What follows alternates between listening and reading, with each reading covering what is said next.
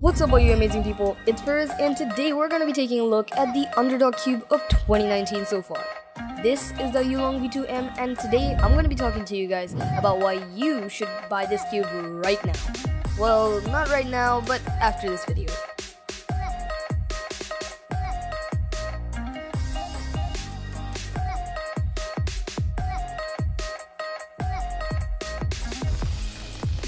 Before we start, a huge thanks to Cubenation for sponsoring today's video.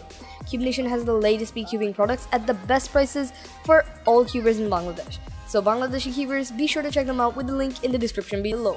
So to start off, let's address a few key things about this cube. It's YG's latest budget cube coming in at $799 on the Cubicle and 599 taka on Cubenation. Its dimensions are 56mm and it comes in at 88.9 grams. Also sports full bright stickerless shades and it's only found in stickerless. So if you're into sticker cubes, this might not be for you. Now that we're done with the boring stuff, let's get into some even more boring stuff. Seriously though, I'm just gonna go over a few cons before I get into the great things that this cube has to offer. First off, it has this springy noise when you turn it, which is something I thought was left behind in 2018, but it seems like it's made a comeback.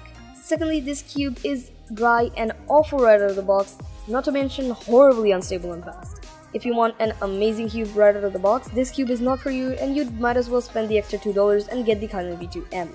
However, if you have the patience to set this cube up and are willing to spend $5 more on lube, you can make something that might just surpass the Kylin V2 M in terms of performance. This cube was horrible before I set it up, but I said what the hell and did it for the sake of the video and because it's just $8.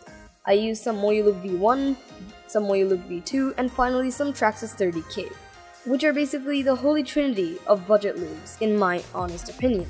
Now onto how I set it up. I tightened the cube by 1.5 to 2 twists of a screwdriver, then I put 30K on the core, which got rid of some of the spring noises partially.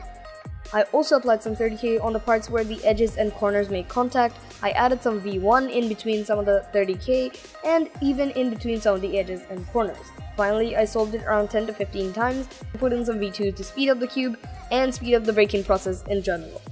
And this overlooping method gave me an insanely soft feeling cube that still held on to its crispy nature.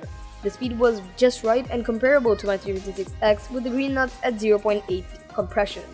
The corner cutting was 45 degrees and reverse cutting was line to line. And I can assure you that corner twists are not an issue on this cube, even on the loosest tensions. And I feel like it should hold up quite well for all sorts of cubers, even rough turners. On to performance.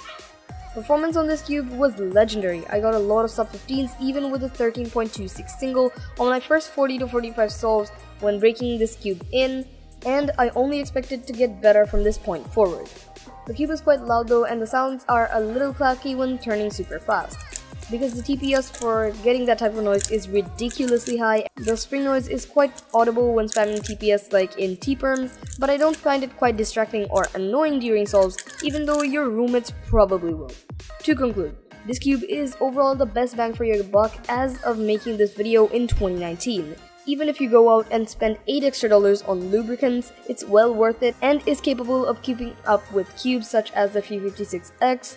So, how do I feel about this cube? Honestly, comparing it to my GAN 356X, it's sort of like a toss-up. The two go head to head despite the huge difference in price, even though at the end of the day, I still prefer the GAN 356X because of its feel. But if you were to ask me how I feel about the GAN being worth it or not, I would have to say that getting the GAN 356X is like getting a Galaxy Fold right now. That is, if the Galaxy Fold wasn't complete. You know what? I haven't had a meme on this channel in quite a while, so Filthy Frank, why don't you take this? Trash! Glorious 360p, am I right? Back to topic, the Yulong V2 M is definitely the best budget cube you're going to get for quite a while. And at $8, it really just doesn't get any better. With that being said, that's it for today's review and I'll see all you beautiful people in the next one.